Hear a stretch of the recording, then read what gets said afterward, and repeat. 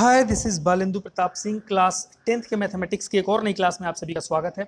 बहुत ही interesting class होने वाली है, बहुत बहुत ही महत्वपूर्ण क्लास है ये।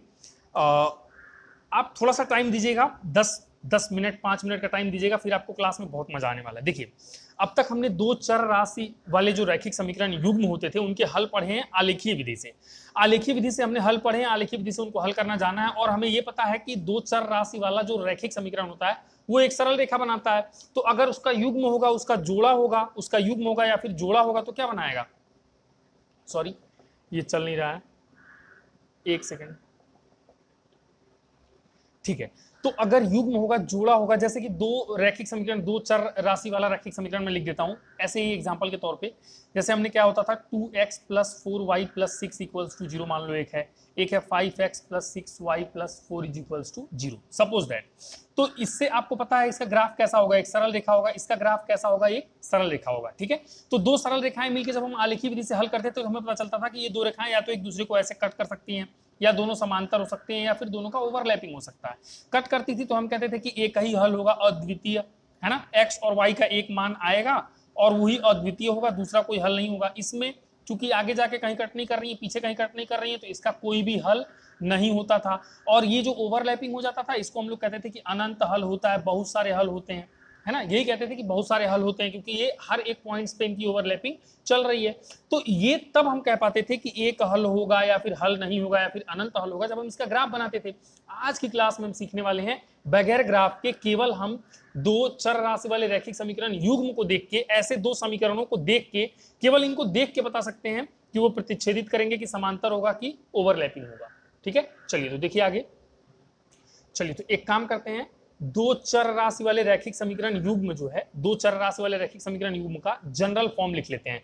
तो जनरल फॉर्म क्या होता था, मान लो एक समीकरण इस फॉर्म में है, a1x + b1y + c1 = 0। एक समीकरण और है a2x + b2y + c2 = 0। ठीक है, दो इक्वेशन है। अब ये एक अलग सरल रेखा देगा, ये एक अलग सरल रेखा देगा। ये जनरल फॉर्म में लिखा है a1x + b1y + c1 = 0, a2x b2y + c2 = 0। अब इसमें x का गुणांक a1 है, y का गुणांक b1 है, ये अचर पद है। यहाँ पे x का गुणांक a2, यहाँ पे y का गुणांक b2 और ये अचर पद है। आपको दिख रहा है ये जनरल फॉर्म लिखा है, जैसे अभी मैंने 2x + 3y + 4 = 0 लिखा था, उसी का जनरल फॉर्म लिख दिया। तो ऐसे जब दो समीकरण आपको दिए होंगे, जब समीकरणों का युग्म आपको दिया होगा, ठीक है, युग्म अगर आपको दिया होगा तो देखिएगा ध्यान से, पहला एक केस बनता है, ध्यान से देखिएगा, पहला एक केस बनता है जब a1/a2 अगर आप करेंगे, a1/a2 और आप b1/b2 करेंगे, यानी कि x दोनों में x का जो गुणांक है उसका बटे करेंगे और y का जो गुणांक है उसका बटे करेंगे।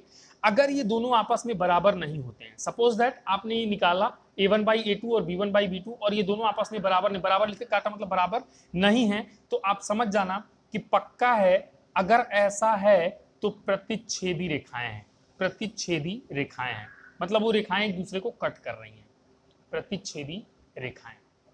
ठीक है, ये रिलेशन आपको याद रखना है, ये दूसरे को एक दूसरे को कट कर रही हैं। अच्छा, प्रतिच्छेदी रेखाएं हैं यानी कैसा केस बनेगा, ऐसा केस बनेगा, यहां पे कट कर रही होंगी एक बिंदु पे। अगर ऐसा होगा तो अद्वितीय हल होगा, यानी कह सकते हैं कि एक और केवल एक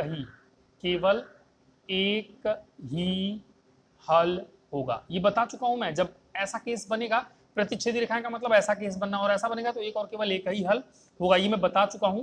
या फिर कहीं ना कहीं उसको हम लोग क्या कह देते हैं, अद्वितीय हल कह देते हैं। ठीक है, अद्वितीय हल। और ऐसी लाइंस को क्या कहते हैं, ऐसी लाइंस को क्या कहते हैं, ऐसी लाइंस को कहते हैं संगत रेखाएं, संगत रेखाएं, या फिर इंग्लिश में इसका नाम दिया हुआ है कंसिस्टेंट लाइंस, संगत रेखाएं। कैसी रेखाएं होती हैं ये, संगत रेखाएं। उम्मीद करता हूं आप समझ पा रहे होंगे, संगत रेखाएं। अच्छा, एक और केस बनता है जब a1/a2 आप निकालते हैं, b1/b2 आप निकालते हैं और c1/c2 आप निकालते हैं।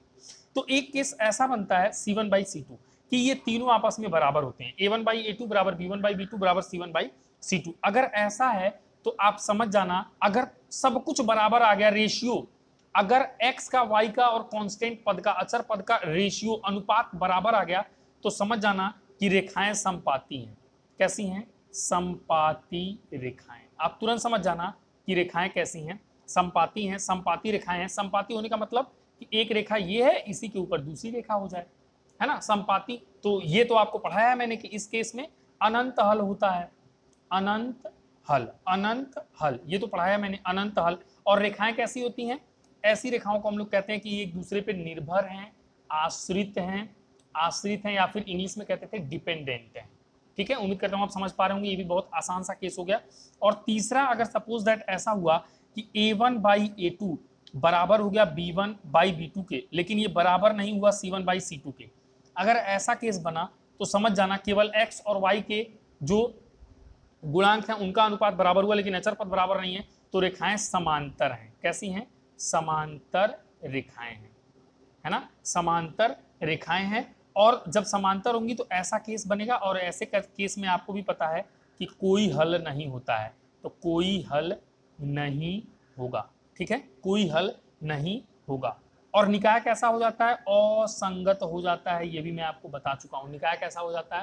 असंगत हो जाता है। तो ये जो हम ग्राफ बना बना के चेक कर रहे थे, अब हमें ग्राफ नहीं बनाना पड़ेगा, एक इक्वेशन यहाँ पे मिलेगी, एक इक्वेशन यहाँ पे, क्योंकि दो चर राशि के रैखिक समीकरण युग्म जब मिलेंगे तो दो ऐसे समीकरण मिलेंगे जनरल फॉर्म में, और अगर नहीं जनरल फॉर्म में होंगे तो उनको इस फॉर्म में लेके आएंगे पहले।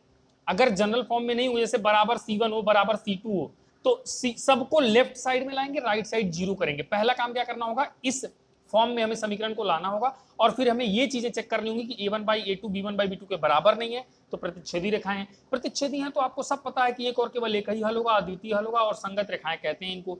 अगर ये केस बना कि a1/a2 बराबर b1/b2 बराबर c1/c2, संपाती रेखाएं एक दूसरे के ऊपर ओवरलैपिंग का केस है, अनंत हल होता है, और आश्रित रेखाएं कहलाती हैं। ये तो आपको बताया जा चुका है, बस ये चीज डिटेक्ट करना है और ये चीज याद रखना है। a1/a2 और b1/b2 आपस में बराबर होगा, लेकिन c1/c2 बराबर नहीं, तो कैसी रेखाएं? समांतर रेखाएं। ऐसा केस बनेगा, और ऐसा है तो क्या होगा वो आपको पता, कोई हल नहीं होगा और रेखाएं असंगत होंगी। तो उम्मीद करता हूं आपको समझ में आया होगा। 1 सेकंड का टाइम दीजिए। चलिए, तो ये थोड़ा सा लाइनिंग मैंने नहीं किया हुआ था, तो आपको कंफ्यूजन हो रहा था कि कौन से कॉलम में कौन सी चीज है। आप इस कॉलम में हो सकता है ये वाली चीज लिख देते, थोड़ा कंफ्यूज हो जाते, इसलिए मैंने क्या किया, इसको थोड़ा सा कॉलम में बना दिया ताकि आप कंफ्यूज ना हो, आसानी से इसे देख के लिख पाएं। तो यहाँ पे देखिए एकदम स्पष्ट चीजें दिख रही हैं कि इस केस का ये वाला रिजल्ट है, और ये है, इस केस का ये, और इसका ये, फिर ये रिजल्ट है। तो आप फटाफट वीडियो को पॉज करिए, लिखिए, और एग्जाम्पल्स करते हैं। इसके बाद कुछ एक एग्जाम्पल्स करते हैं। ये कॉन्सेप्ट अगर आपको थोड़ा सा समझ में आया है, जो मैं कह रहा हूं, मेरी बातें अगर थोड़ी सी भी आपको दिमाग में फिट हुई हैं कि सर क्या बताना चाह रहे हैं, ये क्या, एक कुछ नहीं है, x का गुणांक है, इसका रेशियो, y का गुणांक है, इसका रेशियो, और कांस्टेंट पद, अचर पद का रेशियो निकाल के, एक में तो ये दोनों बराबर नहीं है तो ये केस, तीनों बराबर है तो ये केस, और एक में दोनों बराबर है लेकिन अचर पद बराबर नहीं है तो ये केस। बस इतना ध्यान रखना है। और हमेशा जब सवाल लगाएंगे तो इस जनरल फॉर्म में ही किसी भी दिए गए रैखिक समीकरण को लेके आएंगे, दो चर राशि वाले रैखिक समीकरण को लेके आएंगे, क्योंकि जब ऐसा केस लेके आएंगे तभी ये सब चीजें बना पाएंगे, ये सब चीजें हम कह पाएंगे। अगर इस फॉर्म में नहीं है वो समीकरण तो इस फॉर्म में लाओ, क्योंकि इस फॉर्म में अगर नहीं है तो फिर ये सारे रूल आप नहीं लगा सकते हैं। ठीक है, ये सारे रूल आप अपनी मर्जी से नहीं लगा पाएंगे, ये तभी लगेगा जब इस फॉर्म में समीकरण होगा। चलिए एग्जाम्पल करते हैं तो अपने आप आपको समझ में आ जाएगा। ओके, तो एक एग्जाम्पल देखिए, आपके बोर्ड पे दिख रहा होगा, स्क्रीन पे दिखाई दे रहा होगा। ये एग्जाम्पल को पहले सॉल्व करते हैं, थोड़ा सा आइडिया लग जाएगा। देखिए कह रहा है कि a1/a2, b1/b2 तथा c1/c2 की तुलना करके ज्ञात कीजिए कि निम्न समीकरण युग्म द्वारा निरूपित रेखाएं एक बिंदु पर प्रतिच्छेदित करती हैं, समांतर हैं अथवा संपाती हैं। मतलब आपको जैसे पहला सवाल, इसमें एक रैखिक समीकरण युग्म दिया हुआ है, दूसरा सवाल इसमें दो समीकरण, तीसरा सवाल बताना है कि ये वाला कैसा है, ये वाला कैसा है, मतलब ये प्रतिच्छेदी रेखाएं हैं, है ना, कि समांतर हैं कि संपाती हैं। ऐसे ही इसमें भी बताना आपको कि प्रतिच्छेदी हैं कि समांतर हैं कि संपाती हैं, और ऐसे इसको बताना चेक करके कि प्रतिच्छेदी हैं, समांतर हैं कि संपाती हैं। ठीक है, तो चलिए हल करते हैं पहले वाले से। देखिए दो समीकरण अपने पास हैं, एक तो क्या है 3x - 5y। ओके, तो पहला इक्वेशन देखिए क्या है 3x - 5y + 8 = 0, और एक क्या है अपने पास 7x + 6y - 9 = 0। ये वाला पहला समीकरण मैंने यहाँ पे लिख लिया। अब इसको आप कंपेयर करिएगा a1x + b1y + c1 = 0 से, और इसको आप कंपेयर करिएगा a2x plus b2y plus c2 is equals to 0 से। ठीक है, तो यहाँ पे देखिए x a1 की जगह पे क्या है 3, तो यहाँ पे a1 बराबर आपको मिलता है 3। यहाँ पे देखिए y की जगह पे y b1 की जगह पे क्या है -5 दिख रहा होगा, तो b1 is equals to -5, b1 is equals to कितना हो गया -5। और यहाँ पे प्लस c1 की जगह पे 8 है, तो यहाँ पे c1 इज इक्वल्स टू कितना आ गया 8 आ गया। ठीक है, अब यहाँ पे देखिए a2x, तो a2 की जगह पे 7 है, तो a2 बराबर 7 आ गया, प्लस b2y, b2 की जगह पे 6 है, तो b2 इज इक्वल्स टू 6 आ गया, और प्लस c2 की जगह पे -9 है, तो c2 इज इक्वल्स टू कितना आ गया -9 आ गया। ठीक है, a1 a2 b1 b2 c1 c2, ये तुलना किया मैंने a1x plus b1y plus c1 a1 a2x plus b2y plus c2 से।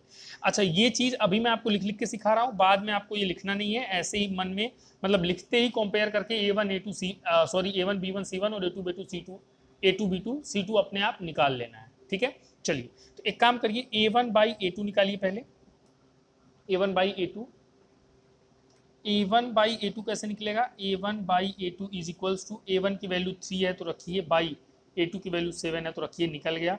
फिर b1 बाई b2 निकालिए, तो b1 की वैल्यू -5 है रखिए, बटे b2 की वैल्यू यहाँ से 6 है तो रखिए, निकल गया। c1 बाई c2 निकालिए, c1 की जगह पे 8 है बटे c2 की जगह पे 9 है, तो ये भी निकल गया।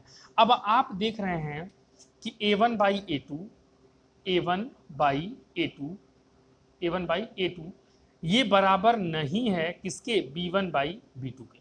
ये 3/7 है, ये -5/6 है, तो a1 बाई a2 ये बराबर नहीं है किसके, b1 बाई b2 के। अगर ऐसा है कि a1 बाई a2 बराबर नहीं है b1 बाई b2 के, क्योंकि आप साफ साफ देख रहे हैं a1 by a2 b1 by b2 को, तो इसका मतलब कि इसका परिणाम क्या होता है, इसका मतलब क्या होता है, प्रतिच्छेदी रेखाएं। कैसी रेखाएं होंगी, प्रतिच्छेदी रेखाएं होंगी। और अगर प्रतिच्छेदी हैं तो आपको पता है कि अद्वितीय हल भी होगा, अद्वितीय हल भी होगा, अद्वितीय हल होगा। ठीक है, अद्वितीय हल होगा, प्रतिच्छेदी रेखाएं हैं। और साथ के साथ एक बात और आपको पता चल गई कि ऐसी रेखाओं को क्या कहते हैं, कंसिस्टेंट कहते हैं, संगत कहते हैं। ठीक है, चलिए तो लगाइए, फिर दूसरा सवाल मैं लगाता हूँ। उम्मीद करता हूँ आपको समझ में आया होगा, थोड़ा सा मार्कर का इशू था लेकिन आप मैनेज कर सकते हैं। चलिए दूसरा हल कर लेते हैं। दूसरा 4x प्लस 3y माइनस 7 बराबर 0, और क्या है 12x, यहाँ पे 12x प्लस 9y बराबर 21 है। ठीक है, दिख रहा है आपको, तो इसको इसमें तो आपको पता है, इसको आप कंपेयर करेंगे किससे, a1x plus b1y plus c1 is equals to 0 से। तो a1 की जगह पे आपको दिख रहा होगा, a1 बराबर क्या दिख रहा है, 4 दिख रहा होगा, a1 b1 बराबर आपको 3 दिख रहा होगा, और c1 की जगह पे पूरा -7 है, तो c1 बराबर -7 दिख रहा होगा। इसके बाद यहाँ पे अभी ये वाला जनरल फॉर्म में नहीं है, 21 इधर है, इधर तो 0 होना चाहिए, तो इसको आप ऐसे लिख दो, 12x प्लस 9y इधर लाओ तो -21 बराबर 0। अब इसका a2x plus b2y plus c2 is equals to 0 से कंपैरिजन करो, तुलना करो, तो आपको मिलेगा क्या, a2 बराबर यहाँ पे 12 है, कॉमा b2 बराबर 9 है, और कॉमा c2 बराबर -21 है। c2 बराबर यहाँ पे पूरा -21 है, दिख रहा होगा। तो अब यहाँ पे आपको क्या करना है, a1 बाई a2 निकालिए, देखिए कितना है, 4/12 है, 4/12, 4 एकन्ने 4 तिक्का 12 होता है, तो 1/3 हो जाएगा। ये 4 एकन्ने 4 तिक्का 12 होता है, 1/3 हो गया, a1 बाई a2 निकल गया। अब b1 बाई b2 निकालिए, b1 बाई b2 3/9 हो जाएगा, 3/9, 3 एकन्ने 3 तिक्का 9 होता है, ये भी 1/3 आ गया। c1 बाई c2 निकालिए, c1 बाई c2 -7/-21, ध्यान दीजिएगा, माइनस से माइनस कट गया, 7 एकन्ने 7 तिक्का 21 बराबर में ये भी कितना आ गया, 1/3 आ गया। ठीक है, तो आपने देखा a1 by a2 1/3, b1 by b2 1/3, और c1 बाई c2 भी कितना आ गया, 1/3। यानी कि हमने एक चीज देख लिया कि a1 बाई a2 बराबर है b1 बाई b2 के, और बराबर है c1 बाई c2 के। और अगर ऐसा होता है तो मैं आपको पहले ही पढ़ा चुका हूं, कैसी रेखाएं मिलेंगी भाई इस केस में, संपाती रेखाएं। कैसी रेखाएं मिलती हैं, संपाती रेखाएं। बहुत आसान है, सिंपली आपको समझ में आ गया होगा। जल्दी से लगाइए इसको, फिर तीसरा भी करके देखते हैं कि क्या कैसा युग्म है। हमें यही बताना है प्रतिच्छेदित करती है, समांतर है या संपाती है।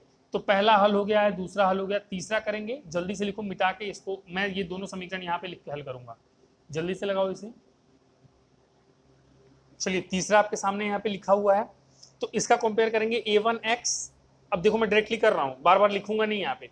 a1x तो a1 की जगह पे कुछ नहीं है तो 1 है, कॉमा a2y है, a2y sorry b1y, b1 a1 b1 c1 a2 b2 c2। तो b1 बराबर क्या हो जाएगा, -2 हो जाएगा, और c1 बराबर क्या हो जाएगा, 5 हो जाएगा। अब b1 बराबर यहाँ से क्या हो जाएगा, 8 हो जाएगा। सॉरी, ये पता नहीं क्यों ऐसा हो जा रहा है। a2 है ना, ये a2 b2, देखो a2 है और क्या है इसके पास, b2 है, और क्या है इसके पास, c2 है। a2 की जगह पे 8 है, b2 की जगह पे -4 है, c2 की जगह पे कितना है, 20 है।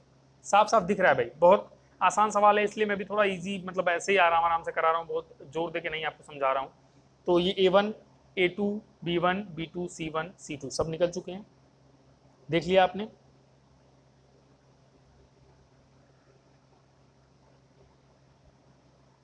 नहीं, गलत हो गया, सॉरी गलत हो गया, ये गलत हो गया, सॉरी गलत हो गया। फिर से लिखता हूं मैं, अभी देखो इसमें क्या गलती हुई है। गलती ये हुई है कि ax है ना, ये by है ना, और ये कांस्टेंट है। यहाँ पे तो x था, y था, कांस्टेंट था। यहाँ पे ये x है, ये y है, और ये क्या है, कांस्टेंट है। इसको पहले लिखना चाहिए था। मैंने पहले ही कहा है कि जितने भी समीकरण हमें मिलेंगे उनको a1x plus b1y plus c1 is equals to 0 और a2x plus b2y plus c2 is equals to 0 के फॉर्म में पहले लिखना होगा। जनरल फॉर्म में लिख लोगे तभी तुलना करोगे, तभी a1 b1 c1 सही निकलेगा, a2 b2 c2 सही निकलेगा, और तभी रेशियो सही निकलेगा, और तभी आपका सवाल सही लगेगा। थोड़ी सी गलती हो गई, चलो ठीक है, गलती हुआ तो अच्छी बात है, आपको कुछ समझ में भी आया। जैसे मुझसे गलती हुई आपसे भी हो सकती है, तो ये यहाँ पे आपको थोड़ा सा केयरफुल रहना होगा, थोड़ा सा समझ में भी आया आपको कि हाँ सर ने मिस्टेक, यहाँ पे मिस्टेक हो गई, वो मैंने अचानक मेरे दिमाग में आ गया, मैंने देखा। एक्चुअली ये मार्कर बहुत परेशान कर रहा है, ये कभी चलता है कभी नहीं चलता है, तो मैं इसके बारे में सोच रहा था कि नया लेना पड़ेगा या क्या करूँ, इसमें कोई प्रॉब्लम है क्या है, तो इस वजह से थोड़ा दिमाग इधर उधर था और फिर वो छोटी सी मिस्टेक। चलिए कोई नहीं, सॉरी। चलिए देखिए यही वाले समीकरण थे।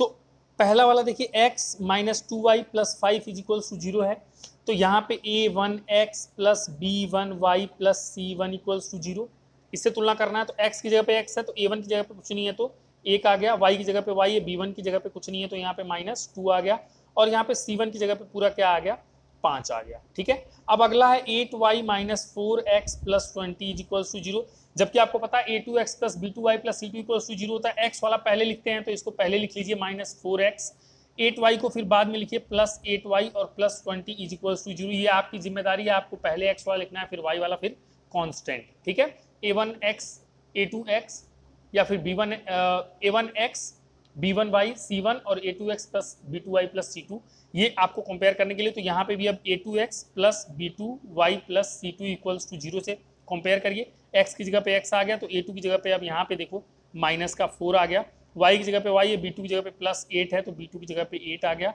और c2 की जगह पे कितना आ गया, 20 आ गया। ठीक है, तो उम्मीद करता हूँ आप समझ पा रहे होंगे। अब यहाँ से a1 बाई a2 निकालिए, a1 बाई a2, तो a1 बराबर 1 है और रख दो, डिवाइडेड बाई a2 बराबर -4 है तो रख दो, तो आ गया ये -1/4।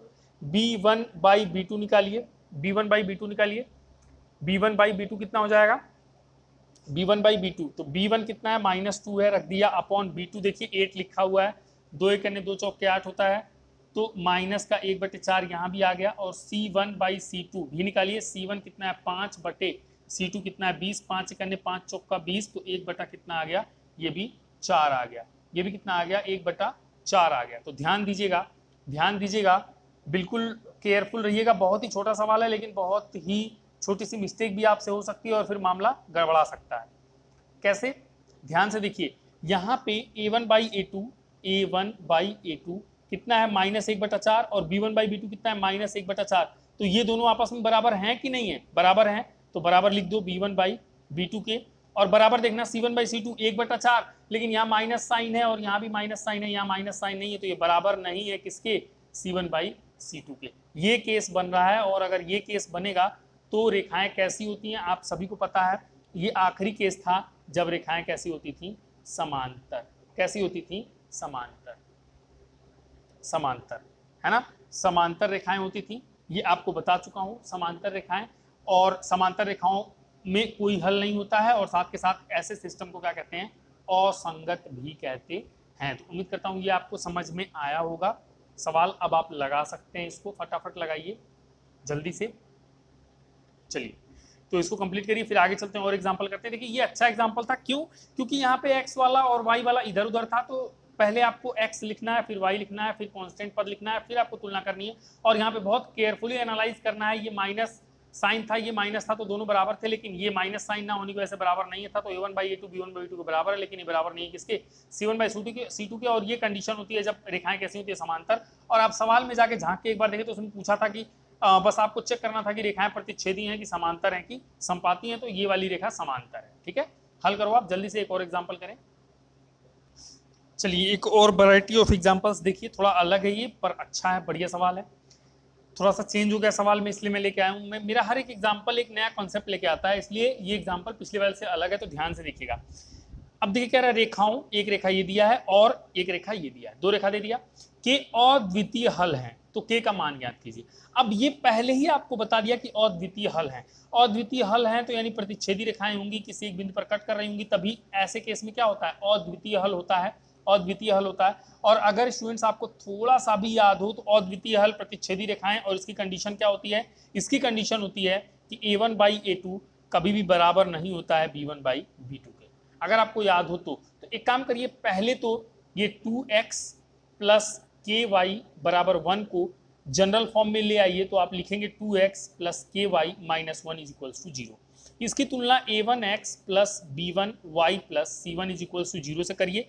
तो a1 की जगह पे देखिए 2 है, b1 की जगह पे क्या है, k है, और c1 की जगह पे -1 है, साफ साफ दिख रहा होगा। और इसके बाद दूसरा समीकरण लिखिए 3x minus 5y is equals to 7, इसको भी जनरल फॉर्म में लाइए, 3x minus 5y minus 7 is equals to 0। इसको a2x plus b2y plus c2 is equals to 0 से कंपेयर करिए। a2 के जगह पे आपको 3 दिख रहा है, b2 के जगह पे माइनस के साथ 5 दिख रहा है, और c2 के जगह पे माइनस के साथ 7 दिख रहा है। ठीक है, ये आपने देख लिया। अगर इतना आपने देख लिया तो अब आपको एक चीज पता है, एक चीज पता है कि अगर अद्वितीय हल है, चूंकि अद्वितीय हल है, अद्वितीय हल है, ये सवाल में बोला है, इसलिए अद्वितीय हल होने का जो कंडीशन है वो आपको लिखना पड़ेगा, a1/a2 बराबर नहीं होना चाहिए b1/b2 के। अब इसको फॉलो करिएगा, इसको फॉलो करिएगा तो देखिए क्या होगा, इसको फॉलो करेंगे तो a1/a2, तो a1 बराबर 2 था, a1 बराबर 2 था, वो रखिए, डिवाइडेड बाई a2, a2 बराबर 3 है, वो रखिए, बराबर नहीं है, ये बराबर लिख के काटा है, बराबर नहीं है b1/b2 के। b1 की जगह पे देखिए k आ गया, बट b2 की जगह पे यहाँ से -5 आ गया, यहाँ पे नीचे -5 रख दिया हमने। अब इसको, ये बराबर नहीं है लिख के काटा है मैंने, इससे घबराना मत, ये बिल्कुल आप समझिए कि ये बराबर वाला जैसे चिन्ह पे ऑपरेशन होता है वैसे बराबर नहीं है कि चिन्ह पे भी ऑपरेशन होगा। तिर्यक गुणा होगा, k का 3 से गुणा करो तो 3k, और बराबर नहीं है तो बराबर नहीं है लिख के काट दो, 2 का 5 से तो -10 हो गया, और यहाँ से k बराबर नहीं है, 3 को राइट साइड भेजो तो -10/3, क्योंकि 3 का गुणा हुआ है तो बटा 3, -10/3, यानी कि आ गया k बराबर नहीं है किसके, -10/3 के, यानी कि कह रहा है k का मान ज्ञात कीजिए, k का मान ज्ञात कीजिए। तो स्टूडेंट्स k जो है वो -10/3 के बराबर नहीं है, अदर देन -10/3 आप कोई भी वैल्यू रख दीजिए k के सभी मानों के लिए, यह दोनों रेखाओं के अद्वितीय हल होंगे, और ये दोनों रेखाएं एक दूसरे को प्रतिच्छेदित करेंगी, ये दोनों कंसिस्टेंट लाइंस बन जाएंगी, कंसिस्टेंट लाइंस। ठीक है, लेकिन कंडीशन क्या है कि k का मान क्या है, k बराबर नहीं होना चाहिए -10/3 के। तो आप कह सकते हो कि -10/3 के अलावा, -10/3 के अलावा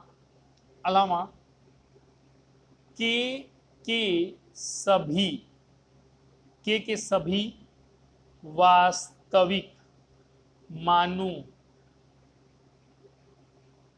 के लिए, के सभी वास्तविक मानों के लिए अद्वितीय हल होगा, अद्वितीय हल होगा। ठीक है, यानी कि थोड़ा सा अगर दिख ना रहा हो, मैं कह नहीं रहा हूँ मार्कर में पता नहीं क्या इशू है यार, ये कभी बहुत तेज चलता है अच्छे से, कभी चलता ही नहीं है। देखता हूँ मैं, कुछ करना पड़ेगा। -10/3 है ये। -10/3 के अलावा के सभी वास्तविक मानों के लिए अद्वितीय हल होगा, यानी के निकालना था, के बस -10/3 नहीं हो सकता, इसके अलावा कुछ भी ले लो तो बाकी सब के लिए इसका अद्वितीय हल निकल आएगा। ठीक है, तो उम्मीद करता हूँ ये एग्जाम्पल आपको समझ में आया होगा। जल्दी से करिए, फिर एक और नया और अच्छा एग्जाम्पल करते हैं, थोड़ा सा समथिंग डिफरेंट। ओके, इस एग्जाम्पल को भी करते हैं, ये भी अच्छा एग्जाम्पल है। कह रहा है यदि समीकरणों के निकाय, दो समीकरण है kx - 5y = 2, 6x + 2y = 7 का कोई हल नहीं है। कोई हल नहीं है मतलब रेखाएं समांतर होंगी, समांतर होंगी तभी तो कोई हल नहीं होगा। तो k का मान ज्ञात करना है। अगर समांतर है तो इसका कंडीशन क्या होता है भाई, इसका कंडीशन क्या होता है, a1/a2 बराबर होता है b1/b2 के, लेकिन वो बराबर नहीं होता है किसके, c1/c2 के। समांतर रेखाओं का यही कंडीशन है।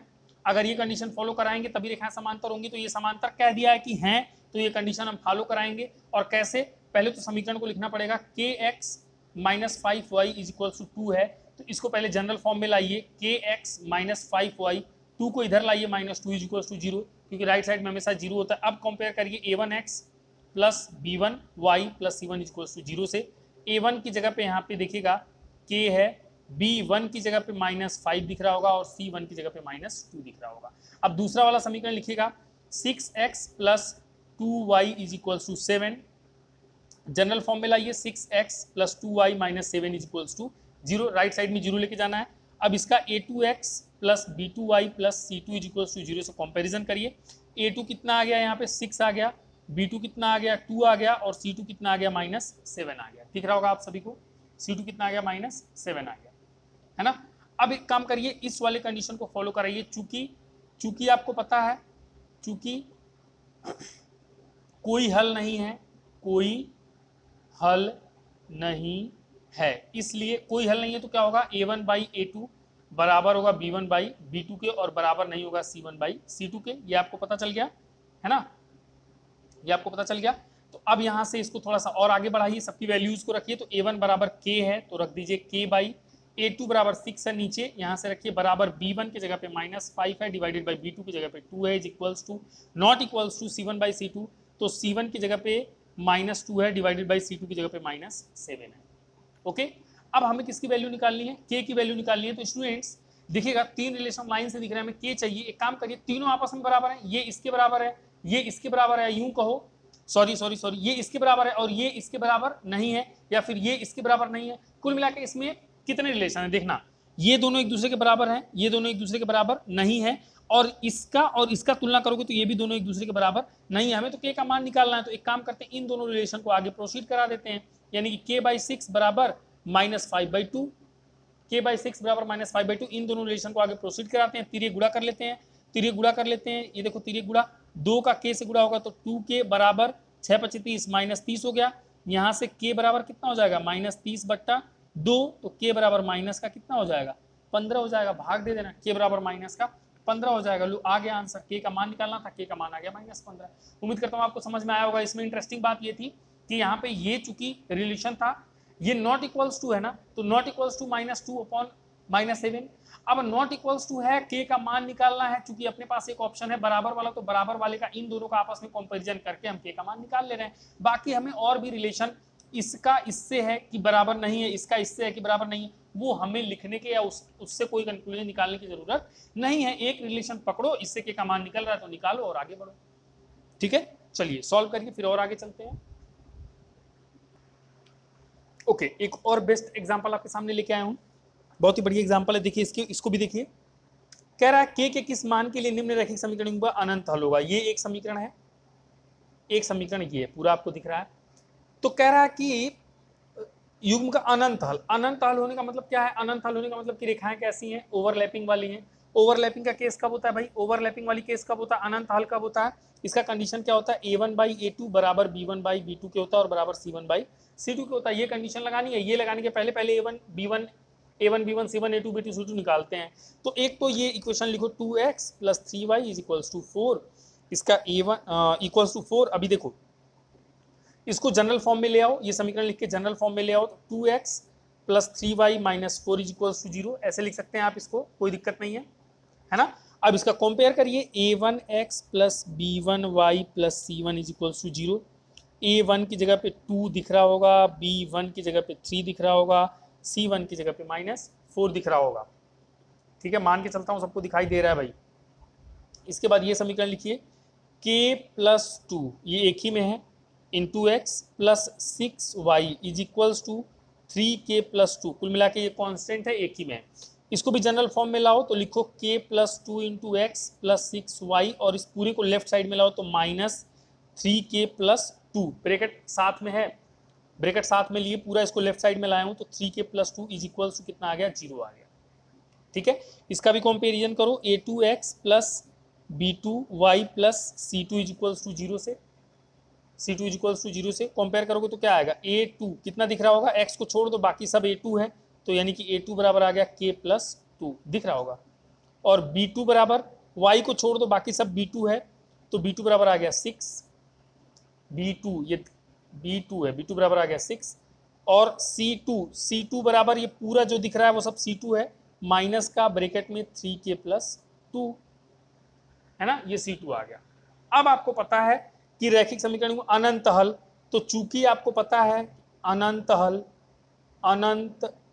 हल चूंकि अनंत हल के लिए क्या कंडीशन है, ये वाली कंडीशन है, तो लिख दो a1/a2 बराबर होगा b1/b2 के और बराबर होगा c1/c2 के। ठीक है, ये तो आपको पता ही है।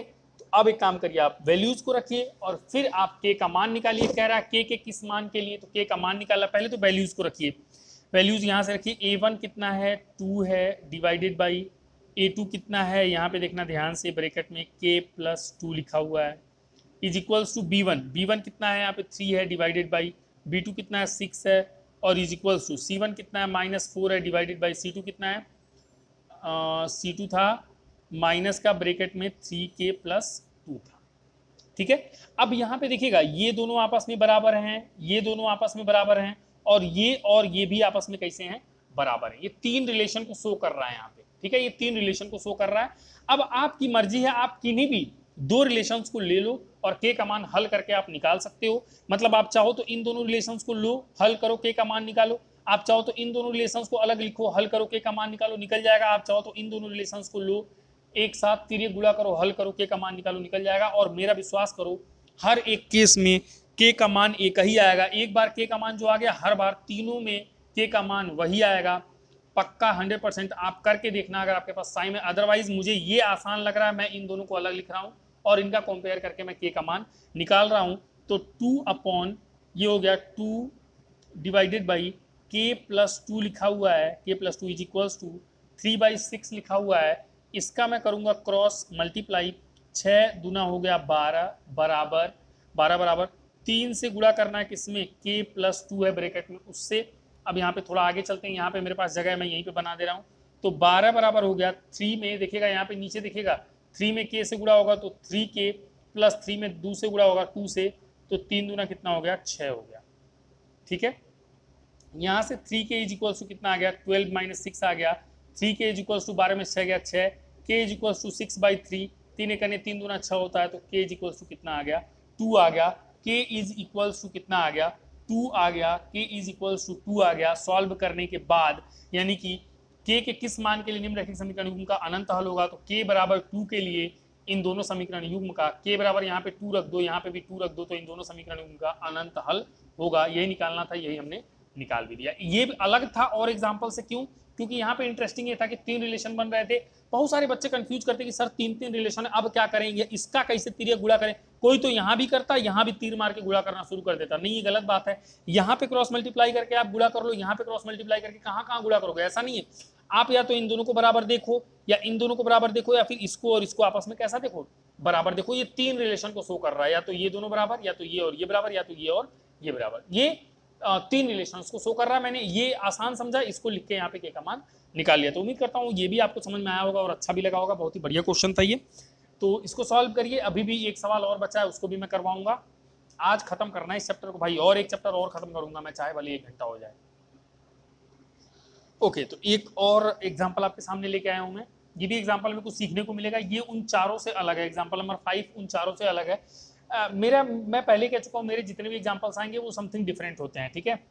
तो कुछ ना कुछ अलग आपको सीखने को मिलेगा, और ध्यान से ये वीडियो रिपीट में देखा करो, 2 बार 3 बार इस लेक्चर को अटेंड करो, ताकि दोबारा आपको मैथ्स का ये चैप्टर पढ़ने की जरूरत ना पड़े, ठीक है। और अगर आप ये कर लेते हैं तो आपको कोई ऐसा सवाल नहीं है जो बच जाएगा आपसे, जो नहीं लगेगा, ठीक है। मैक्सिमम क्वेश्चन आपके सॉल्व हो जाएंगे। तो कह रहा है, देखिएगा एग्जाम्पल 5 क्या है कि पी के किस मान के लिए निम्न रैखिक समीकरण समांतर रेखाओं को निरूपित करता है। ये आपको दिया गया है, ये युग्म दिया हुआ है, और ये समांतर रेखाओं को निरूपित कर रहा है। तो इसका मतलब क्या है, समांतर रेखाओं को निरूपित कर रहा है, तो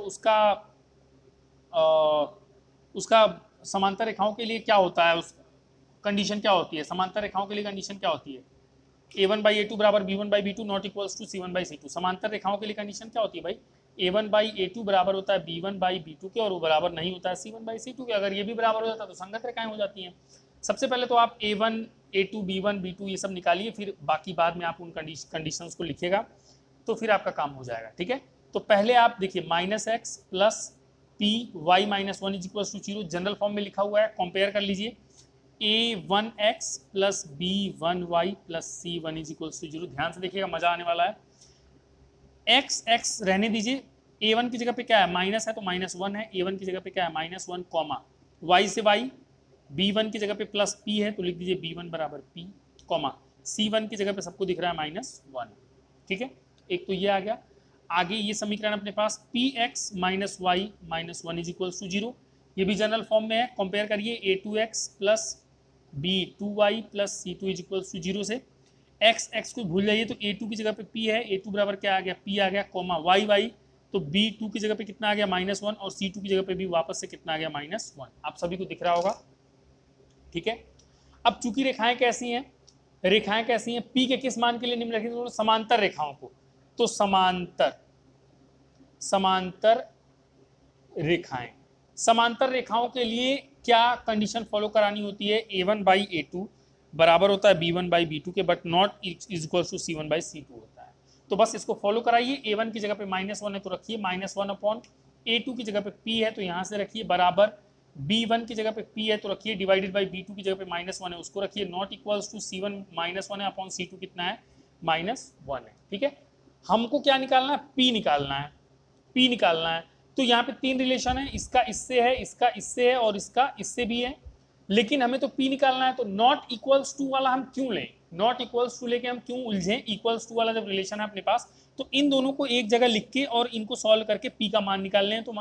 तो -1 upon p is equals to p upon -1, cross multiply करिए, p का p से गुणा होगा तो p square is equals to minus गुणा होगा तो प्लस हो जाएगा, 1 से 1 का गुणा होगा तो 1 होगा, यानी कि आ गया p स्क्वायर बराबर 1। तो p बराबर क्या आएगा, स्क्वायर राइट साइड जाएगा तो प्लस और माइनस लेके जाता है और करड़ी में 1 हो जाएगा, स्क्वायर इधर जाएगा तो स्क्वायर रूट यानी वर्गमूल में बदल जाएगा। p बराबर +-1 का वर्गमूल 1 होता है। तो p बराबर देखिएगा ध्यान से, 2 वैल्यू आई है, +1 और -1, +1 और -1 आया है, लेकिन ध्यान दीजिए p बराबर +1 अगर रखिए, ध्यान से देखिएगा, यहाँ पे समझदारी दिखानी पड़ेगी, इसीलिए ये एग्जाम्पल औरों से अलग है।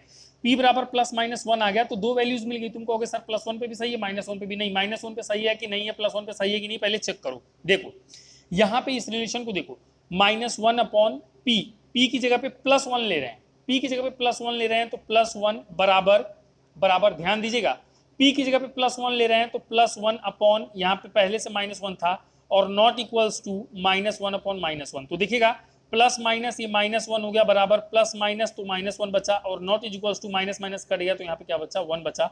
ये सही लिखा हुआ है, बिल्कुल सही लिखा हुआ है, -1 बराबर है -1 के, और ये बराबर नहीं है किसके, 1 के, ठीक है। ये समीकरण ये सही है। तो +1 के लिए फॉलो कर रहा है ना, p बराबर +1 के लिए फॉलो हो रहा है, तो p बराबर +1 क्या हो जाएगा, सही हो जाएगा, p बराबर +1 सही हो जाएगा, ठीक है।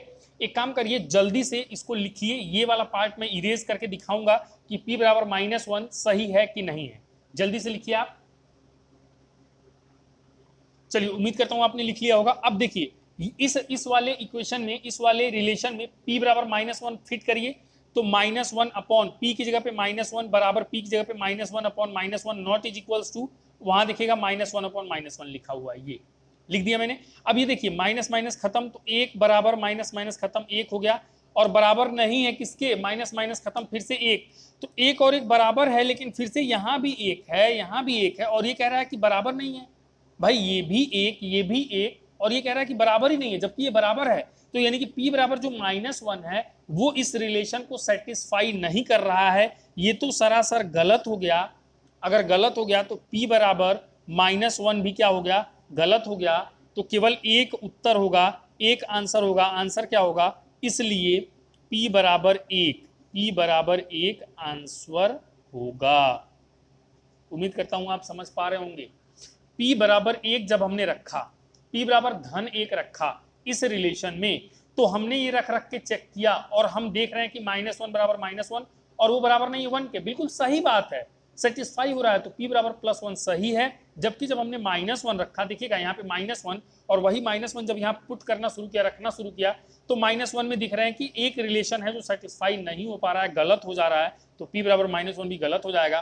तो p बराबर उत्तर जरूर आया +-1, लेकिन -1 डिस्कार्ड हो जाएगा। इसका उत्तर क्या होगा, p बराबर 1 होगा। तो देखिए कितना इंटरेस्टिंग था और इस एग्जाम्पल में कितना कुछ आपको जानने को मिला। इसलिए मैंने कहा कि ये औरों से अलग है और मैं जाहिर सी बात है एक टाइप के 2 एग्जाम्पल तो कभी कराता ही नहीं हूँ, खास करके ऑनलाइन क्लासेस में। तो अच्छे से आपको समझ में जो चीज़ें नहीं आ रही हैं, रिपीट में वीडियो को देखिए, मेहनत करिए और फिर ये कर लीजिए। ये अब आप सवाल लगा लीजिए। मैंने पहले कहा था यहाँ पे जो पार्ट लिखा था वो पहले लिखने को कहा था। अब अगर वो आपने लिख लिया होगा, ये सवाल लिख लिया होगा, तो ये और ये लिख के आप सवाल को पूरा कर सकते हैं। और आपकी जानकारी के लिए मैं बता दूं कि अब इस चैप्टर का कोई भी ऐसा कॉन्सेप्ट नहीं है जो मैंने आपको नहीं बताया है, और कोई भी ऐसा एग्जाम्पल नहीं है, कोई भी ऐसा प्रैक्टिस एग्जाम्पल नहीं है जो मैंने आपको प्रैक्टिस नहीं करवाया है। मैंने आपको हथियार भी बताए हैं और उनको चलाना भी बताया है, मतलब पूरे के पूरे कॉन्सेप्ट भी बता दिए और ऐसे ऐसे एग्जाम्पल्स करा के उनकी प्रैक्टिस भी करवा दी। कुछ भी एकदम से एक पॉइंट में भी कोई बता नहीं सकता है कि इस पूरे लेक्चर में कुछ भी मैंने स्किप किया है। एक एक चीज डिटेल में आपको पढ़ाई है। तो अब आप उस लायक हो गए हो कि प्रश्नावली 3.1 यानी कि 2 चर राशि में रैखिक समीकरण युग्म के जो प्रश्नावली हैं, जो अनसॉल्व क्वेश्चंस हैं, वो आप लगा सको। तो अब आप इस पूरे चैप्टर के किसी भी सवाल को लगाने के लायक हो गए हो। तो उम्मीद करता हूं कि अब आप लगाओगे। और एक और बात मैं यहाँ पे कहना चाहूंगा कि आप लोगों के पास, सभी स्टूडेंट्स के पास, चाहे कोई भी किताब हो, आप किसी भी बोर्ड में हो, मैटर नहीं करता है। कोई भी किताब हो, चाहे वो राजीव प्रकाशन हो, विद्या हो, चाहे वो अरिहंत हो, चाहे वो दुनिया की कोई भी किताब हो यार, मैथमेटिक्स की कक्षा 10 की बस किताब होनी चाहिए। सिलेबस में ये 2 चर राशि वाला रैखिक समीकरण या फिर pair of linear equations in 2 variables उसके सिलेबस में होना चाहिए। आप चुपचाप उसके अनसॉल्व यानी कि प्रश्नावली यानी कि आंकिक प्रश्न उठाओ और लगाने शुरू कर दो।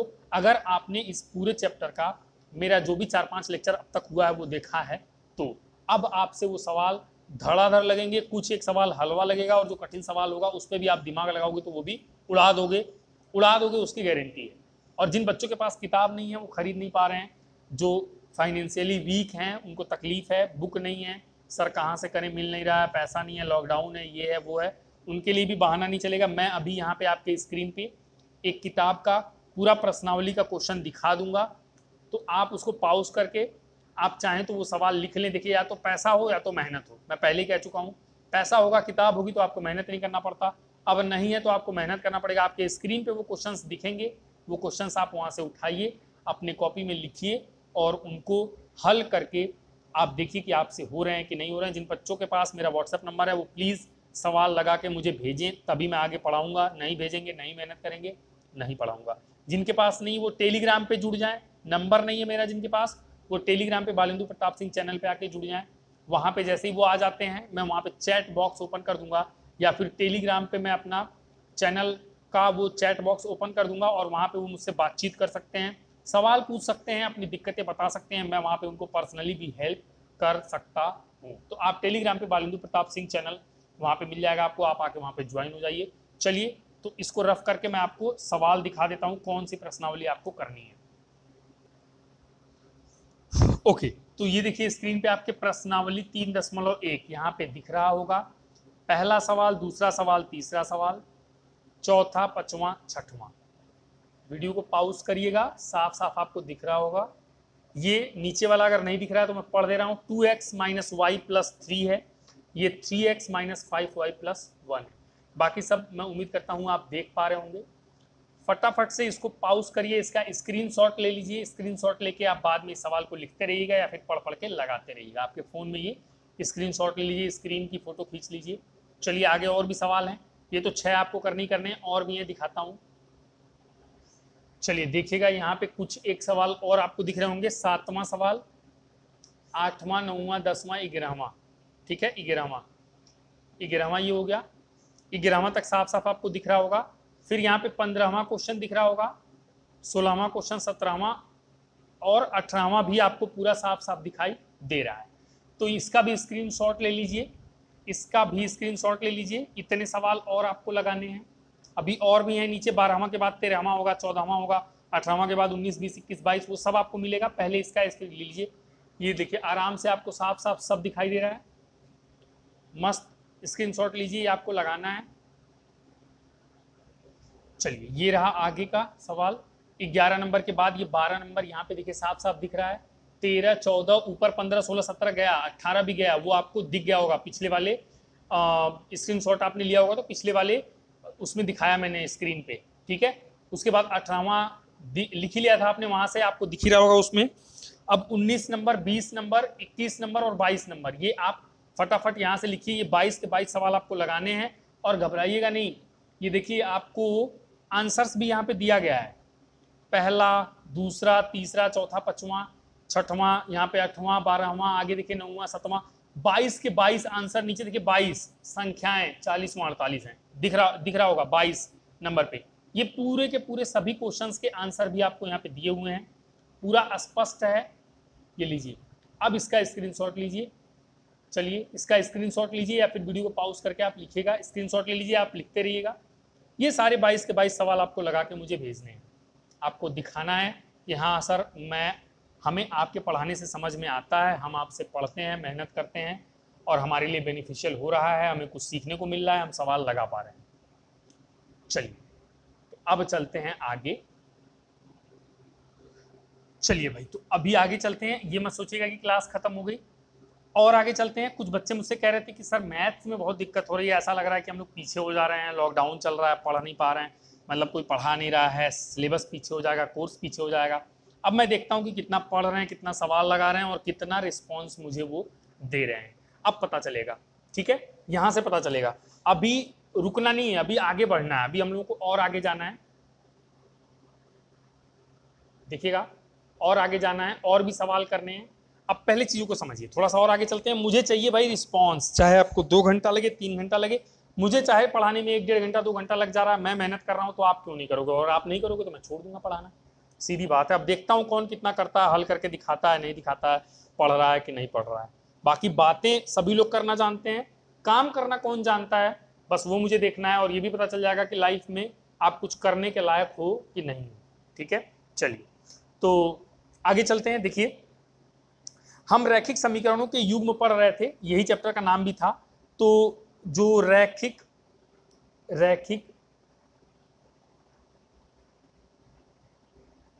देखिएगा, रैखिक समीकरणों के युग, यही था। अब ये हल करने का 2 मेथड, ये अभी बस आप देख लीजिए, ये लिखना नहीं है, बस आप देख लीजिए, आपको बस रिवाइज कराया जा रहा है। रैखिक समीकरणों के युग्म को हल करने का 2 मेथड था। एक था आलेखीय विधि, एक होता था आलेखीय विधि, और एक होता था बीजगणितीय विधि। बीजगणितीय विधि, बस आप देखिए, अभी आलेखीय विधि पढ़ा लिखा के हो गया खत्म, आज ही वो मैंने पूरा खत्म कर दिया। आलेखीय विधि से हल क्या क्या कंडीशंस हैं, प्रतिच्छेदी रेखा, समांतर रेखा, संपाती रेखा, है ना, उनका क्या क्या अलग अलग नाम है, कंसिस्टेंट, इनकंसिस्टेंट या फिर डिपेंडेंट, सब कुछ मैंने एक्सप्लेन कर दिया। ये हो गया खत्म। अब चलते हैं बीजगणित वाले पे। रैखिक समीकरणों के युग्म के हल की बात करें तो ये मेथड खत्म हो गया। अब बीजगणितीय मेथड पे, बीजगणितीय मेथड में भी मैंने आपको 3 मेथड बताया था। अभी 1-2 दिन पहले के लेक्चर में ये सब एक्सप्लेन किया मैंने, बस आपको रिवाइज करा रहा हूँ, जल्दी से देख लो फिर, क्योंकि आगे बढ़ना है। तो 3 मेथड, एक होता था प्रतिस्थापन विधि, एक होता था विलोपन विधि, है ना, विलोपन विधि, और एक होता था वज्र गुणन विधि। होता था ना। तो अब हम बीजगणितीय मेथड पे चलने जा रहे हैं। बीजगणितीय विधि से रैखिक समीकरणों के युग्म को हल करेंगे और उसमें पहला कौन सा प्रतिस्थापन विधि वो सीखेंगे, दूसरा कौन सा विलोपन विधि वो सीखेंगे और तीसरा कौन सा वज्रगुण विधि वो सीखेंगे। तो आज अभी बारी है प्रतिस्थापन विधि की, तो चलिए शुरू करते हैं प्रतिस्थापन विधि से रैखिक समीकरणों के युग्म के हल करना। ओके, तो चलिए बात कर लेते हैं प्रतिस्थापन विधि की या फिर सब्स्टिट्यूशन मेथड की। प्रतिस्थापन विधि या फिर सब्स्टिट्यूशन मेथड, प्रतिस्थापन विधि को इंग्लिश में क्या कहते हैं, सब्स्टिट्यूशन मेथड। देखिए सब्स्टिट्यूशन मेथड या फिर हिंदी का जो वर्ड है प्रतिस्थापन, ये खुद अपने आप बता रहा है कि चूंकि रैखिक समीकरणों के युग्म होंगे, यानी कि रैखिक समीकरणों के दो समीकरण होंगे, युग्म में हमेशा एक समीकरण, एक ये दो समीकरण होते हैं। तो आपको क्या करना है, प्रतिस्थापन विधि में एक समीकरण से किसी भी एक चर राशि का x का या y का मान निकाल के दूसरे में रख देना है और उसके बाद दूसरे वाले समीकरण में जहां पे दो चर राशियां थी अब एक चर राशियां मिलेंगी और वो आसानी से हल होके उसका आंसर आप निकाल सकते हैं और आंसर निकल भी जाएगा। बहुत इजी होता है सब्स्टिट्यूशन मेथड।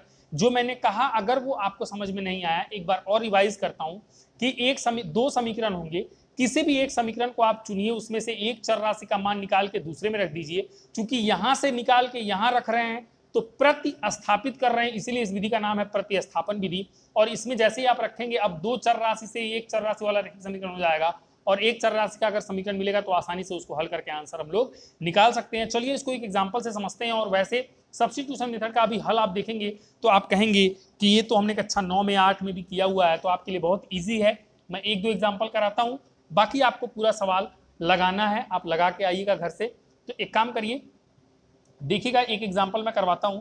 जैसे अपने पास दो समीकरण है, देखिएगा एक एग्जाम्पल मैं करवा रहा हूं, एक एग्जाम्पल करवा दे रहा हूं। दो समीकरण है, एक है x + 8y = 9 और एक समीकरण और दिया हुआ है 2x + 11y = 28। ठीक है, ये दो समीकरण दिए गए हैं और कह रहा है कि प्रतिस्थापन विधि से हल कीजिए। ठीक है, यही क्वेश्चन है। ये मैंने थोड़ा सा सिंप्लीफाइड वर्जन लिख दिया यहाँ पे बोर्ड पे आपके स्क्रीन पे, किताब में थोड़ा सा इसको लैंग्वेज में लिखा हुआ है। तो चलिए पहले सीखते हैं कि क्या है ये प्रतिस्थापन विधि, हल करते हैं। अब जैसे एक काम करिए, इस समीकरण को उठाइए, आप इस वाले समीकरण को उठाइए, यहां से क्या लिखा हुआ है, x + 8y = 19 लिखा हुआ है ना। यहां से x का मान निकालिए, x बराबर आप क्या लिख सकते हैं 19 और इसको उधर भेज दीजिए तो -8y लिख सकते हैं कि नहीं। x का मान निकाल लिया। अब आप कहेंगे कि x का मान, अगर इसको आप समीकरण 1 कहते हैं, इसको आप समीकरण 2 कहते हैं, तो x का मान समीकरण 2 में रखने पर अब ये x का मान आप क्या करिए, समीकरण 2 में रखिए। तो x बराबर क्या आया है, 19 - 8y आया है ना, 19 - 8y आया है। 19 - 8y को इसमें रखिए x की जगह पे, तो देखिए 2 × x है, x की जगह पे ये रख दीजिए, तो ब्रैकेट में 19 - 8y प्लस देखिएगा क्या है 11y बराबर क्या है 28। x का मान समीकरण 2 में रखने पर, ये x का मान हमने समीकरण 2 इसमें रखा। अब देखो ना, ये दो चर राशि में रैखिक समीकरण था x में और y में, लेकिन यहाँ पे क्या हो गया, y और y में हो गया। एक चर राशि में रैखिक समीकरण को, वही मैं समझा रहा था कि एक चर राशि में रैखिक समीकरण हो जाएगा और एक चर राशि में होते ही आप इसको आसानी से हल कर सकते हो, कोई मुश्किल आपको नहीं आएगी। देखो मैं कैसे इसको हल कर रहा हूँ, 2 को अंदर भेजो तो 19 दूना हो गया 38, 19 दूना 38 माइनस 8 दूना 16y प्लस 11y बराबर 28। अब देखिएगा ये 38 और ये प्लस माइनस मिलके माइनस होता है, 16 में से 11 घटाओगे, 11 5 16 माइनस, चूंकि 16 बड़ा है तो माइनस का साइन आएगा, -5y = 28। अब 5y को उधर भेज दो तो 38, 28 को इधर लाओ तो -28 बराबर हो गया 5y। 38 में से 28 घटाओगे 10 बराबर हो गया 5y। यहाँ से y बराबर क्या हो जाएगा, इसको इधर भेजोगे तो 10/5 होगा, तो 5 × 5 दूनी 10, y बराबर कितना आ गया 2 आ गया। y बराबर स्टूडेंट्स कितना आ गया 2 आ गया। चूंकि y बराबर 2 आ गया तो आप यहाँ पे या समीकरण 1 में कहीं पे भी आप समीकरण 1 में 2 में 3 में कहीं पे भी इसको मान लो, ये देखो ये थोड़ा सिंपल है, इसको आप समीकरण 3 मान लो तो y का मान कह सकते हो आपकी y का मान समीकरण 3 में, ये रहा समीकरण 3 में रखने पर, समीकरण 3 में रख दो, ये कट गया, ये पर लिखा है मैंने, आसानी से आप देख सकते हैं। तो x बराबर कितना है 19, ये थोड़ा अलग है ना, x बराबर 19 माइनस 8 इंटू वाई, वाई बराबर है 2, तो रख दिया मैंने। ये समीकरण नंबर आपका 3 था, तो 3 में मैंने रखा हुआ है, ध्यान से। ये समीकरण नंबर कौन सा था, 1 2 3 था, ठीक है। अब x बराबर यहाँ से क्या आ गया 19 तो रही जाएगा, माइनस पहले गुणा करते हैं, क्या को पहले काटिए, ता पीछे तो भाग, फिर गुणा करो, तो गुणा करो तो 8 दूना कितना हो गया 16, x बराबर 19 में से 16 घटा दो, 3 बचता है, 3 बचता है, तो x बराबर 3 आ गया। यानी कि आप कह सकते हो कि x बराबर 3 और y बराबर कितना आया था 2, इस समीकरण के हल हैं। प्रतिस्थापन विधि से हल ज्ञात कीजिए, हल निकल गया x बराबर 3 y बराबर 2, x बराबर 3 y बराबर 2। तो उम्मीद करता हूं प्रतिस्थापन विधि ये आपने बहुत बार किया होगा, पीछे के क्लासेस में आपको समझ में आया होगा। चलिए एक और बेहतरीन एग्जाम्पल इसका कराता हूं, एक और एग्जाम्पल कराता हूं, फिर आप प्रतिस्थापन विधि से किसी भी सवाल को हल कर सकते हैं। आपको प्रश्नावली 13.2 भी मैं स्क्रीन पे दिखा देता हूं, जब भी टाइम मिले आप इसको हल करना तो है। जिनके पास किताब हो वो किसी भी किताब से प्रतिस्थापन विधि, सब्स्टिट्यूशन मेथड के सवाल लगा सकते हैं। ओके, चलिए एक और एग्जाम्पल, ये भी बहुत ही बेहतरीन एग्जाम्पल है, इसको भी हल करते हैं। बहुत ही बेहतरीन एग्जाम्पल है भाई, इसमें बहुत कुछ सीखने को मिलने वाला है, बहुत कुछ, पता नहीं क्या क्या, तो ध्यान से देखिएगा, है ना। आज 1 घंटे का लेक्चर होने वाला है, आप देख लो कि 1 घंटे के ऑनलाइन पढ़ाई में क्या मजा है और आधे घंटे वाले में क्या मजा है, ठीक है। तो मेहनत करनी पड़ती है भाई, और ये वीडियो लेक्चर कंप्लीट कराने में मुझे बहुत समय लगता है, क्योंकि ये सवाल आपको लिखने पड़ते हैं, सोचना पड़ता है कौन सा एग्जाम्पल कराऊँ कौन सा नहीं कराऊँ। मैं पहले से प्रिपरेशन करके नहीं बैठता हूँ, ठीक है। जो अच्छा लगता है मैं करवा देता हूँ सवाल, तो इसलिए आप थोड़ा सा मेहनत करिए, आप मेरी मेहनत को देख के मेहनत करना शुरू करिए, तो फिर सफलता मिलेगी, नहीं तो फिर मुश्किल हो जाएगा आपके लिए भी और मेरे लिए तो कुछ नहीं। मैं चैनल बंद कर दूँगा, फिर चैनल बंद हो जाएगा अपने आप, कहानी खत्म हो जाएगी, फिर ऑफलाइन पढ़ते रहना यहाँ वहाँ टीचर खोज के। चलो, तो एक एग्जाम्पल अपने पास कि रोमिया एक स्टेशनरी की दुकान में गई और 9 रुपए में 2 पेंसिल तथा 3 रबर खरीदी। अच्छा, उसकी सहेली सोनाली ने रोमिया के पास नई तरह की पेंसिल और रबर देखी और उसने भी 18 रुपए में 4 पेंसिल और 6 रबर खरीदी। प्रत्येक पेंसिल तथा रबर का मूल्य ज्ञात कीजिए। तो ये एक एग्जाम्पल पढ़ के आपको अपना पुराना दिन जरूर याद आ रहा होगा। आप भी छोटे थे तो ऐसे ही करते थे। स्कूल में क्या होता है कि जब कोई बच्चा नया बैग या नया टिफिन या नया टाइप का पेन कुछ भी लेके आता है, तो दूसरा बच्चा जब देखता है, पड़ोसी बच्चा, तो वो भी, उसका भी मन करता है यार मैं भी ऐसा ही टिफिन ले लेता हूँ, ऐसे ही बैग ले लेता हूँ, ऐसे ही जूते पहनता हूँ, ऐसे ही चप्पल ले लेता हूँ। सेम वही कहानी है, होता है बच्चों में, ये चीज़ें होती हैं, कहीं ना कहीं आपके साथ भी ऐसा हुआ होगा। तो ये सेम वही है, रोमिया और सोनाली में यही बात है। रोमिया ने खरीदवाया और सोनाली देख रही है, सोनाली भी कह रही है मुझे भी खरीदना, और वो भी खरीद के लाई है। देखिए ऐसे सवाल को कैसे अप्रोच करते हैं। ऐसे क्वेश्चंस को लगाते समय आपको कुछ नहीं, बस एक चीज़ पे फोकस करना होता है, एक चीज़ पे, सिंपल सी चीज़ पे। जो चीज़ आपसे पूछा जाए उसे मान लो, पहला काम करो। मतलब प्रत्येक पेंसिल तथा रबर का मूल्य ज्ञात कीजिए ना, तो माना पेंसिल का मूल्य और रबर का मूल्य मान लो तुम, ठीक है। चलो, माना ये देखो, अभी मोटा चल रहा था, पतला चलने लगा, इस मार्कर में कुछ तो है। माना पेंसिल का मूल्य बराबर, माना पेंसिल का मूल्य बराबर x रुपया। मजा नहीं आया यार, हल्का हो गया। चलिए अब ठीक चल रहा है। माना पेंसिल का मूल्य बराबर x रुपया तथा रबर का मूल्य बराबर y रुपया। रबर का मूल्य बराबर y रुपया, ये मान लो, क्योंकि पेंसिल तथा रबर का मूल्य ज्ञात करना था। ऐसे क्वेश्चंस का सबसे बढ़िया फंडा होता है कि आपसे जो पूछा है वो मान लो। तो माना पेंसिल का मूल्य बराबर x रुपया तथा रबर का मूल्य बराबर क्या हो गया, y रुपया। पेंसिल तथा रबर का मूल्य ज्ञात कीजिए, ठीक है। तो माना मैंने x रुपया और माना y रुपया। अब प्रश्नानुसार देखिएगा, अब आपको लगाना है दिमाग। प्रश्नानुसार, प्रश्न के हिसाब से चलते हैं। पहली लाइन पढ़ते हैं। रोमिया एक स्टेशनरी की दुकान में गई और 9 रुपए में 2 पेंसिल तथा 3 रबर। अच्छा एक बात सोचो, एक पेंसिल का मूल्य अगर x रुपया है तो 2 पेंसिल का मूल्य कितना होगा, 2x रुपया होगा। एक रबर का मूल्य अगर y रुपया है तो 3 रबर का मूल्य 3y रुपया होगा, और दोनों मिला के उसने टोटल कितना रुपया पे किया है, 9 रुपया। तो ये बन गया समीकरण 1। अब दूसरी लाइन पढ़ो, दूसरा वाला एक और समीकरण बनाओ कि उसने भी, सोनाली गई है, सोनाली क्या करके आई है, 4 पेंसिल, एक पेंसिल x रुपया में तो 4 पेंसिल 4x रुपया में, और 6 रबर यानी कि एक रबर अगर y रुपया में तो 4 रबर, सॉरी 6 रबर है ना, 6 रबर है, 4 नहीं है 6 रबर है, तो 6 रबर यानी कि 6y, और ये मिला के कितने रुपए में लेके आई है, 18 रुपए में लेके आई है ना, 18 रुपए में लेके आई है, समीकरण नंबर 2 18 रुपए में लेके आई है। तो अब हमें x और y निकालना है, तो दो समीकरण बन गए, और चूंकि प्रतिस्थापन विधि हम पढ़ रहे हैं तो चलो प्रतिस्थापन से इसका मान भी निकाल देते हैं। तो समीकरण 1 से पहले चलो, समीकरण 1 से क्या है, 2x plus 3y is equals to 9 है ना। तो यहां से चलो x का मान निकाल लो, तो 2x बराबर 9 माइनस 3y दिख रहा होगा, x बराबर 9 माइनस 3y अपॉन 2, ये भी दिख रहा होगा।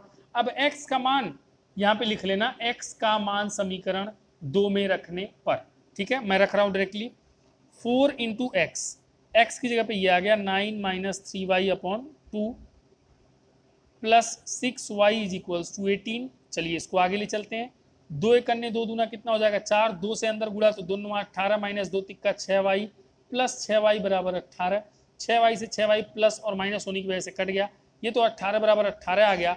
ना तो x का मान निकला ना तो y का मान निकला, x और y का मान ही नहीं निकला, ये तो 18 बराबर 18 आ गया।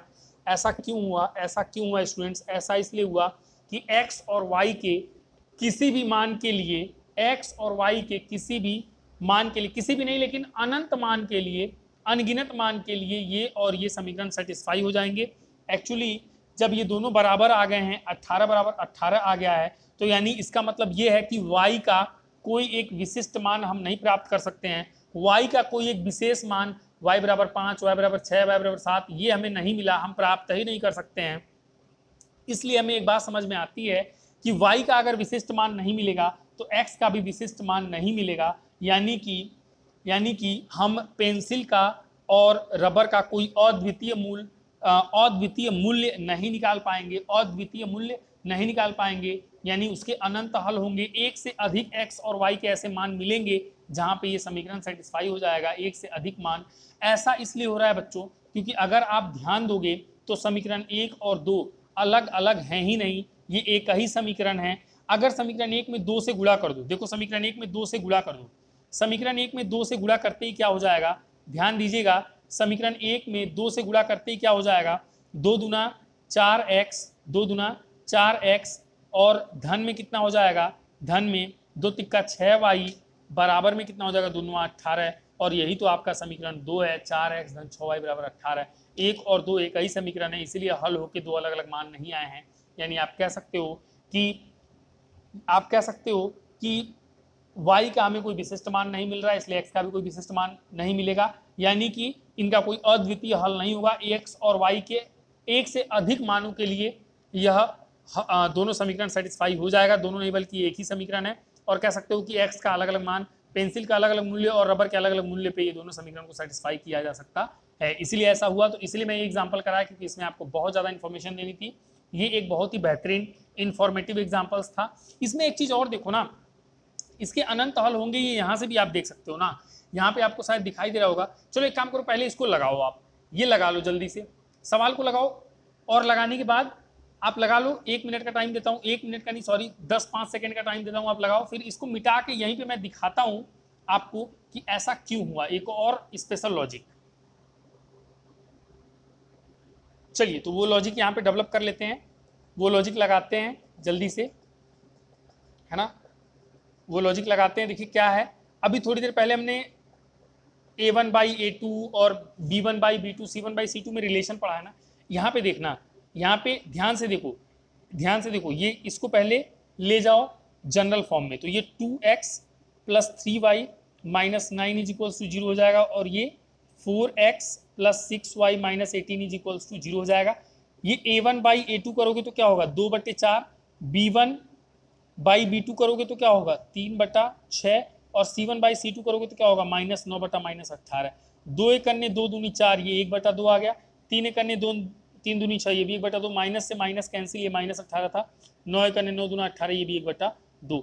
यानी कि आप देख रहे हो a1/a2 बराबर आ गया b1/b2 के, और बराबर आ गया c1/c2 के।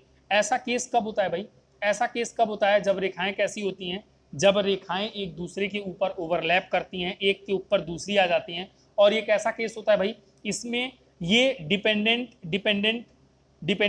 युग्म कहलाता है, डिपेंडेंट पेयर कहलाता है, यानी कि आश्रित युग्म, और इसके अनंत हल होते हैं।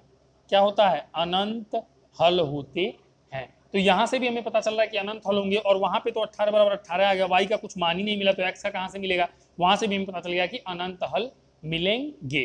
तो उम्मीद करता हूं आपको समझ में आया होगा, और अब आपको इसी तरीके से दिमाग लगा के, जैसे मैंने दिमाग लगाया है, आपको इतने बेहतरीन एग्जाम्पल्स करवाए हैं, आपको दिमाग लगा के प्रश्नावली का 13.2 भी पूरा का पूरा लगाना होगा। सॉरी 3.2, प्रश्नावली का 3.2 जो है वो पूरा का पूरा लगाना होगा, कवर करना होगा। प्रश्नावली 3.2, जिन बच्चों के पास किताब है वो चाहे किसी भी किताब से प्रश्नावली 3.2 यानी कि, या फिर प्रश्नावली को छोड़ दें, हो सकता है प्रश्नावली आगे पीछे भी हो, अलग अलग बोर्ड्स में अलग अलग बच्चों के साथ हो सकता है, अलग अलग बुक्स में प्रश्नावली आगे पीछे भी दिया गया हो, है ना। आप एक काम करो, प्रतिस्थापन विधि से दो चर राशि में रैखिक समीकरणों, दो चर राशि में रैखिक समीकरण युग्मों के जो हल होते हैं, सब्स्टिट्यूशन मेथड से किसी भी किताब को उठाओ और जी जान लगा दो, झोंक दो, एकदम पूरा लगा जाओ, उड़ा दो पूरा का पूरा, एकदम से उड़ा दो भाई, हवा में उड़ा दो, बचना नहीं चाहिए एक भी सवाल। और अभी मैं आपको क्या करता हूं, उन स्टूडेंट्स के लिए जो उस लायक नहीं है कि वो किताब खरीद सकें, या फिर उनको दिक्कत है, कुछ फाइनेंशियल इश्यूज है, तो मैं प्रश्नावली 3.2 आपके स्क्रीन पे यहाँ पे दिखा दूंगा, वहां से देख के थोड़ा सा आपका मेहनत बढ़ जाएगा। आप स्क्रीनशॉट लीजिएगा, बार बार मोबाइल को खोलिएगा, सवाल को सामने रखिएगा और कॉपी पे रफ रख लीजिएगा, यहाँ पे फोन रख लीजिएगा, फोन में स्क्रीन में वो सवाल दिख रहा होगा स्क्रीनशॉट में, और यहाँ पे आप लगाइएगा, आराम से आपका काम तब भी हो जाएगा। तो आगे की प्रश्नावली 3.2 में दिखा रहा हूँ, अदरवाइज सब्स्टिट्यूशन मेथड का जितना भी न्यूमेरिकल है आप लगा सकते हैं। चलिए दिखाता हूं आपको। ओके, तो ये रहा प्रश्नावली 3.3, देखिए आपके आंख के सामने दिख रहा होगा प्रश्नावली, सॉरी 3.2 चाहिए। ओके, तो ये रहा प्रश्नावली 3.2 3.2, ध्यान से देखिएगा, ये वही प्रश्नावली है जो आपको हल करना है। सब कुछ साफ साफ दिख रहा होगा, देखिए लिखा हुआ, निम्न समीकरण के निकाय को प्रतिस्थापन विधि से हल कीजिए यदि हल संभव है। तो आपको यह भी देखना है कि हल संभव है कि नहीं है। संभव होगा तो एक्स वाई का मान आ जाएगा, नहीं संभव होगा तो जैसे पिछले एग्जाम्पल में मेरा 18 बराबर 18 आ गया था और हल संभव नहीं था, वैसे ही आपके एग्जाम्पल, आपके सवाल में भी जब आप हल करेंगे तो आपको LHS बराबर RHS मिलेगा, एक्स वाला पूरा कट के खत्म हो जाएगा, वाई वाला पूरा कट के खत्म हो जाएगा, और आपको कोई हल नहीं मिलेगा। तो अगर हल संभव है तो हल निकालिएगा, नहीं संभव है तो आप लिख दीजिएगा कि हल संभव नहीं है। ठीक है, दो समीकरण आपको दिए गए हैं कामा लगा के। फिर देखिए, निम्न रैखिक समीकरण के युग्म को प्रतिस्थापन विधि से हल कीजिए। यहाँ पे ये भी वही सवाल है, ये भी वही है, इसको पढ़ के हल करना इबारती प्रश्न है, इसको पढ़ के दो अलग अलग चर राशि में रैखिक समीकरण युग्म बनाने हैं और फिर आपको प्रतिस्थापन विधि से हल करना है। तो ये पूरा प्रश्नावली 3.2 आपको दिख रहा है, ये पूरा का पूरा आपको हल करना प्रतिस्थापन विधि से। ये प्रतिस्थापन विधि सब्स्टिट्यूशन मेथड स्टूडेंट्स फिर से सुनिएगा, सब्स्टिट्यूशन मेथड के ऊपर ही पूरी प्रश्नावली दी गई है। तो ये आपके सामने 3.2 है, और नीचे देखिएगा, घबराइएगा नहीं, नीचे देखिए आंसर भी दिया है, पहला, दूसरा, तीसरा, चौथा, और 7 क्वेश्चन है टोटल, इसमें 7 क्वेश्चन, 7 के आंसर यहाँ पे दिए हैं। तो ये देखिए पूरा आपको दिख रहा होगा। चलिए अब आप इसका स्क्रीनशॉट ले लीजिए, स्क्रीन की फोटो खींच लीजिए, या फिर आप वीडियो को पॉज करके लिख भी सकते हैं, लेकिन बेहतर है स्क्रीनशॉट ले लीजिए। और जैसा अभी आपके स्क्रीन पे दिख रहा है, जब आप स्क्रीनशॉट ले लेंगे, स्क्रीन की फोटो खींच लेंगे, तो ये आप कभी भी मोबाइल खोल के बैठिएगा, वो फोटो खोल लीजिएगा और कॉपी पे अपना असली कॉपी या फिर रफ उठाइएगा, एक एक सवाल लिखिएगा और हल करते चले जाइए। एक तरह से वो मोबाइल आपके लिए किताब का काम कर जाएगी। तो उम्मीद करता हूँ आप मेरी बातों को समझ पा रहे होंगे, आप ये सवाल घर पे हल करेंगे। अब देखिए, अब तक तो मेरा मैथमेटिक्स थोड़ा स्लो चल रहा था क्योंकि चीजें ऐसी थी, समझाने में मुश्किल हो रहा था। अब जो चीजें आने वाली हैं वो बहुत आसान तो नहीं, कहने का मतलब टिपिकल और ट्रिकी तो रहेंगी, लेकिन थोड़ा सा स्पीड मेरा बढ़ जाएगा, क्योंकि आप वो चीजें कहीं ना कहीं कक्षा 7 में, 8 में, 9 में थोड़ा थोड़ा पढ़ के आए हैं। ग्राफ आप कम पढ़े होंगे, इसलिए मैं ग्राफ पे थोड़ा टाइम दिया, आलेखीय विधि पे, ग्राफिकल रिप्रेजेंटेशन पे। ये चीजें, मैथमेटिकल चीजें आप पहले से पढ़ते हुए आ रहे हैं, तो आपके लिए भी आसान होगा और मेरे लिए भी। तो स्पीड बहुत तेज होने वाली है मैथमेटिक्स, और भी मतलब बहुत ही जल्दी खत्म, मतलब चैप्टर्स इसके और खत्म होने वाले हैं। जैसा कि पॉलिनोमियल आपको पूरा पढ़ा के खत्म कर दिया है, अब 2 चर राशि में रैखिक समीकरण शुरू किया है, ये भी जल्दी मैं फिनिश करने वाला हूँ। आगे 4-5 लेक्चर में 4-5 लेक्चर और करेंगे और ये चैप्टर भी पूरा का पूरा खत्म हो जाएगा। फिर हम शुरू करेंगे द्विघात समीकरण, मतलब चौथे चैप्टर पर चले जाएंगे। अब आप उम्मीद नहीं कर पाएंगे कि कितना तेजी से हम आगे बढ़ने वाले हैं। अब आपको मतलब समझ लीजिए कि कमर कस लेना है, कमर कस लीजिए भाई। कमर कसने का मतलब समझते होंगे कि एकदम से अब बेल्ट से टाइट मत कर लेना, मतलब ये होता है कि एकदम से दिमाग में बिठा लीजिए कि आपको रगड़ के 4-5 घंटे रोज पढ़ना है, ऑनलाइन क्लास अटेंड करनी है, फिर होमवर्क करना है, घर पे सवाल की प्रैक्टिस करनी है और जम के पढ़ाई करनी है, तब आप फिर मेरा पीछा कर पाओगे। अदरवाइज मेरी क्लासेस बहुत तेजी से आगे निकलती चली जाएंगी और आप पीछे रह जाओगे। चलिए, तो अगर आपको ये लेक्चर पसंद आया हो, मजा आया हो, आपको लगा हो कि एकदम से डिटेल में जबरदस्त तरीके से पढ़ाया जा रहा है, डिटेल्ड स्टडी कराई जा रही है, तो फटाफट चैनल को सब्सक्राइब कर लीजिए, शेयर कर दीजिए, मैक्सिमम लोगों को शेयर करिए और बेल आइकन को भी दबा लीजिए ताकि जब भी आपको नई वीडियोस अपडेट की जाए आपको उसका नोटिफिकेशन आसानी से मिल जाए। तो मैं अभी ज़्यादा कुछ नहीं कहूँगा, बस इतना कहूँगा कि अगर आप सब्सक्राइब कर लिए हैं तो औरों को भी मोटिवेट करिए सब्सक्राइब करने को, और भी लोगों को आने दीजिए यहाँ पढ़ने के लिए। अगर कोई नया बच्चा है जिसको ये लेक्चर अच्छा लग गया है, वो यहाँ तक आया है आखिरी तक, 1 घंटा 10 मिनट 1 घंटा 15 मिनट तक पढ़ाई कर रहा है, वीडियो को देख रहा है, सवाल को लगा रहा है, तो बहुत अच्छी बात है। मैं उसको बोलूँगा कि चैनल आप सब्सक्राइब करें 1-2 लोगों को, और आप जो भी आपके फ्रेंड्स हैं उनको बोलें कि हमको एक अच्छा स्टडी चैनल मिला हुआ है जहाँ पे बहुत ही डिटेल स्टडी कराई जा रही है, और वहाँ जाके आप पढ़ सकते हैं। आप मोटिवेट करें, ढेर सारे लोगों को इकट्ठा करें, ग्रुप बनाएं, ग्रुप में स्टडी करते हैं, मजा आएगा। चलिए मैं अपनी बात को खत्म करता हूँ, आज के लिए इतना ही। फिर मिलेंगे एक नए क्लास में, एक नए कॉन्सेप्ट विलोपन विधि, जो है 2 रैखिक समीकरणों, 2 चर राशि में रैखिक समीकरण युग्मों को हल करने की विधि, उसके साथ। Thank you for watching.